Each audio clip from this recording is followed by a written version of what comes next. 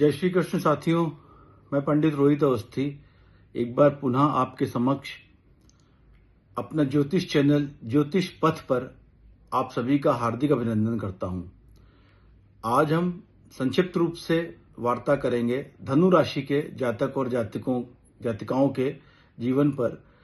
ये जो 2 जून 2026 से 31 अक्टूबर 2026 तक देवगुरु बृहस्पति का अपनी उच्च कर्क की राशि पर गोचर हो रहा है, उसका क्या प्रभाव पड़ेगा। वैसे तो ये गोचर पूरा 1 साल का है, जो अगले जून 2027 तक रहेगा, मगर शुरुआती रूप से प्रभावशाली रूप से क्योंकि गुरु अतिचारी हैं, तो 31 अक्टूबर तक की गति से ये प्रथम दृष्टया पहले फेस में कर्क राशि को पार करेंगे। तो प्रमुख प्रभाव इस जून से अक्टूबर के ड्यूरेशन के दौरान जो रहेगा उसके बारे में बता रहे हैं।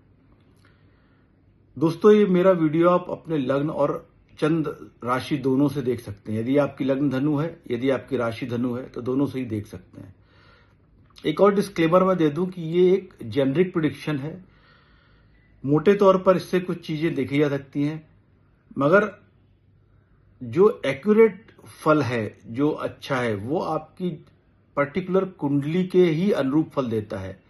उसमें महत्वपूर्ण चीजें और भी होती हैं, जैसे आपकी दशाएं क्या चल रही हैं, विश्वोत्तरी महादशा क्या चल रही है, अंतरदशा क्या चल रही है, बृहस्पति क्या आपके कारक हैं भावों के, क्या आपके शुभ भावों के स्वामी हैं, क्या आपके शुभ घरों में बैठे हैं, क्या शुभ ग्रहों से दृष्ट हैं।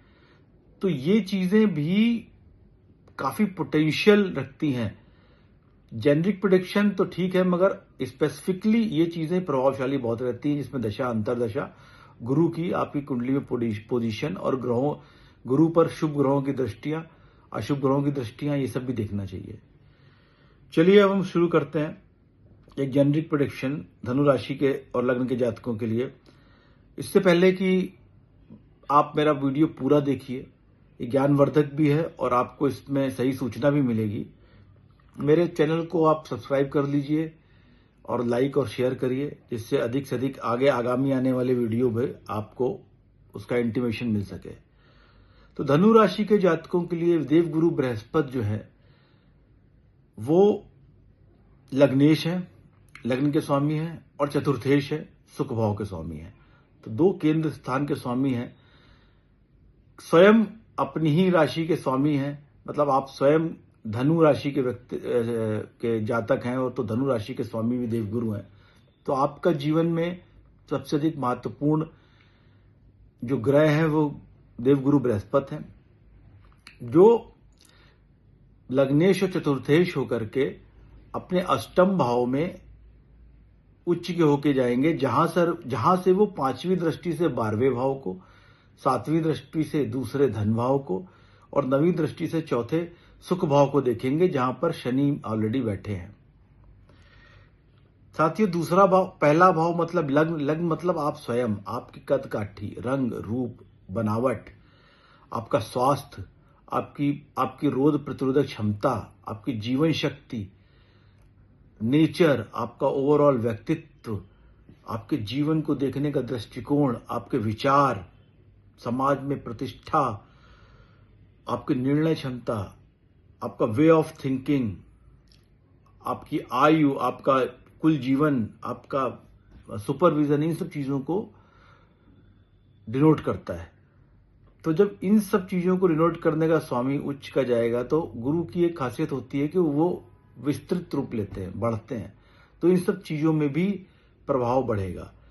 इसके अलावा चौथा भाव जो सुख भाव है, जिसे माता का भाव भी कहते हैं, माता का स्वास्थ्य, आपका सुख, आपकी मानसिक शांति, आपके रिलेशन, आपका मकान, वाहन, गृह सुख, भूमि, लैंड, एग्रीकल्चर लैंड, आपके कार हो गई, आपका बाइक हो गया, आपको इमोशनल स्टेबिलिटी हो गई, आपकी एजुकेशन हो गई, मतलब शुरुआती एजुकेशन भी चौथे भाव देखते हैं, आपका जन्म स्थान, देव और उससे जुड़े हुए चीजों, इन पे भी देखेंगे, गहरा प्रभाव पड़ेगा। तो जब लग्नेश आपका अष्टम भाव में उच्च का होकर गोचर करेगा, तो मुख्य रूप से आपके जीवन में एक परिवर्तन होगा, ट्रांसफॉर्मेशन का फेज है, आत्मविकास का फेज है, जो आपको एक सकारात्मक दृष्टिकोण देगा और एक धार्मिक या आध्यात्मिक सोच की तरफ लेकर जाएगा। आपको पुरानी समस्याओं से या पुराने रिलेशन से या कहीं फंसे हुए हैं पुराना माइंडसेट से निकलने का अवसर मिलेगा। ज्योतिष में आपकी रुचि बढ़ सकती है, आध्यात्म में रुचि बढ़ेगी, गुप्त ज्ञान हो गया, अकल्ट साइंसेज हो गया, रिसर्च हो गई, इन सब क्षेत्रों में रुचियां बढ़ेंगी। अचानक के अप्रत्याशित लाभ भी हो सकते हैं। मानसिक रूप से आप मैच्योर होंगे और निर्णय लेने की क्षमता में वृद्धि होगी। कुछ चुनौतियां सामने आएंगी कि अनपेक्षित बदलाव जीवन में हो सकता है कि आप उसके लिए रेडी ना हो और अचानक से बदलाव हो जाए, तो आपके पास चैलेंजेस आ जाएंगे। क्योंकि अष्टम भाव में गुरु हैं, यद्यपि वो उच्च के हैं, मगर आपको अपने स्वास्थ्य पर विशेष ध्यान देने की आवश्यकता है। ओबेसिटी बढ़ सकती है, लीवर से संबंधित, गॉल ब्लैडर की समस्या और कोलेस्ट्रॉल की समस्या आपके जीवन में बढ़ सकती है, तो कंट्रोल करना है। और आपकी थिंकिंग और आपकी योजनाओं में अचानक परिवर्तन आने से भी आपको चैलेंजेस फेस करने पड़ सकते हैं। अब चूंकि देवगुरु बृहस्पति चौथे भाव के स्वामी भी हैं, जो अष्टम में उच्च के होकर गए हैं, तो उसका सकारात्मक पक्ष है कि घर, संपत्ति, भूमि के जुड़े और पैतृक संपत्ति, वाहन ले रहे हैं तो वो ले सकते हैं। इन सब मामलों में प्रगति होगी। आप लैंड ले सकते हैं, आप घर ले सकते हैं, आप नया घर या आप रिनोवेशन करा सकते हैं, नए घर को कोई नई संपत्ति अटैच कर सकते हैं।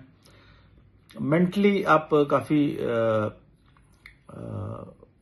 अच्छा फील करेंगे। कुछ परिवार में जो कुछ अननोन परेशानियां थी वो भी खत्म होंगी। चुनौतियों के रूप में मां के स्वास्थ्य पर विशेष ध्यान देना है। आपके परिवार या निवास में बदलाव संभव होगा, जिससे थोड़े से चैलेंजेस आएंगे लाइफ में। कुछ जिम्मेदारियां बढ़ सकती हैं। आपको अपने हार्ट का विशेष ध्यान रखना है। तो ये एक मोटा मोटा जो विवरण था वो है। अगर हम इसमें नक्षत्रगत बातें करें तो आपको ऑलरेडी मैं हर वीडियो में बताता हूं, अभी पिछले वीडियोस में भी बताया मैंने कि सबसे पहले पुनर्वसु के चौथे चरण में बृहस्पति देव का गोचर होगा, जो 2 जून से 18 जून तक रहेगा।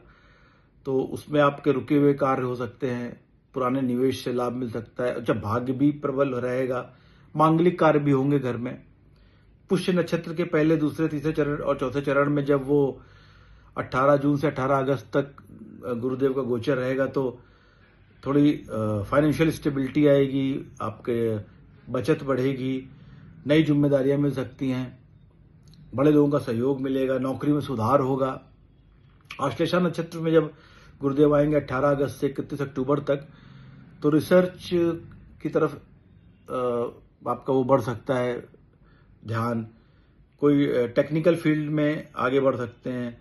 अगर आप स्टूडेंट हैं तो स्टूडेंट्स के लिए भी चीजें हैं कि पढ़ाई में, रिसर्च में, शोध में जा सकते हैं। अगर आप व्यवसाय है तो इन्वेस्टमेंट और संपत्तियों में थोड़ा सावधानी रखें और रिश्तों में थोड़ा सा इमोशनल बैलेंस बनाकर चलें, निर्णय समझदारी से लें, ये भी आपको करना बड़ा आवश्यक है। साथियों, मोटे तौर पर देखा जाए तो धनु राशि और लग्न के जातकों के लिए गोचर अबव एवरेज रहेगा। आपको काफी चीजें सकारात्मक रहेंगी, मगर कुछ चुनौतियां जो आएंगी, मतलब सिक्के का दूसरा पहलू होता है, उसको कंट्रोल करना है अपनी मेंटल एबिलिटी से। बीच में गुरुदेव बृहस्पति जुलाई से अगस्त के बीच में 1 महीने अस्त भी रहेंगे, तो सकारात्मक प्रभाव में थोड़ी कमी आ जाएगी। इसी के साथ साथ अभी चौथे भाव पर जो आपके शनि बैठे हैं और शनि की ढैया भी चल रही है, तो वहां से बैठ के वो तीसरे स्थान, मतलब रोग, रिपु और ऋण के स्थान को देख रहे हैं। 7वां मतलब दृष्टि से वो व्यवसाय वाले भाव को देख रहे हैं और 10वीं दृष्टि से आप खुद को देख रहे हैं। तो शनि जो अभी परेशानियां ला रहे थे, जैसे आपके ऋण नहीं क्लियर हो रहे थे, आपकी कोई बीमारी थी तो वो आइडेंटिफाई नहीं हो रही है, चल रही थी, या आपकी नौकरी में अनस्टेबिलिटी थी, या आप स्वयं काफी कंफ्यूज रह रहे थे, थोड़ा लो फील करते थे, थोड़ा कॉन्फिडेंस की कमी थी, हीन भावना थी। तो जब उच्च के गुरु की दृष्टि पड़ेगी 9वीं शनि के ऊपर, तो ये सारी ही चीजें कंट्रोल हो जाएंगी। शनि के ढैया का जो निगेटिव इम्पैक्ट आपके जीवन पर, आपके करियर पर, आपके रिश्तों पर, आपके मतलब बीमारियों पर, स्वास्थ्य पर पड़ रहा था, वो कंट्रोल होकर के धीरे धीरे सही होने लगेगा। तो कुल मिलाकर के ये गोचर आपके लिए शुभ रहेगा, मगर मूल रूप से फिर मैं अंत में कहता हूं कि ये एक जेनरिक प्रिडिक्शंस हैं जिनके इम्पैक्ट आपकी कुंडली के हिसाब से, कुंडली में ग्रहों की दशा के हिसाब से, कुंडली में महादशा अंतरदशाओं के हिसाब से, गुरु की स्थितियों के हिसाब से, स्लो मूविंग प्लैनेट्स की गुरु की संख्या, कॉम्बिनेशन ऑफ दृष्टियां हैं, वो ही इसके हिसाब से ही स्पेसिफिक विवरण दिया जा सकता है। ये जेनरिक प्रिडिक्शन था जो आपके लिए शुभ रहेगा।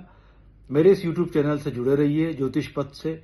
अगर आपको मेरी बातें अच्छी लगती हैं या ज्ञानवर्धक लगती हैं तो उनको, मेरे चैनल को सब्सक्राइब करिए, शेयर करिए, ज्यादा से ज्यादा लाइक करिए। अगली राशि मकर का वीडियो मैं जल्द ही दूंगा, और चूंकि अभी गुरु का गोचर ऑलरेडी हो चुका है तो मेरे चैनल से जुड़े रहिए, और मैं आगे और भी अच्छे ज्योतिष के ज्ञानवर्धक वीडियोस बनाकर आपकी सेवा में आता रहूंगा। बहुत बहुत धन्यवाद।